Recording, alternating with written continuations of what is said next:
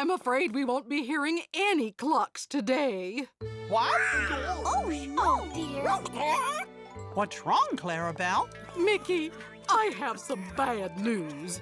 Our chicken friends were practicing the songs for my musical all night long, and it seems the precious darlings have lost their voices. They won't be able to sing today. Will the chickens be okay, Clarabelle? Oh, I'm sure their voices will come back. Our little feathered friends just need some rest. But who's going to sing in my show now? My musical will be ruined. Whatever will I do? Don't worry, Clarabelle. You have lots of friends who can help you. Like me. And me. And me.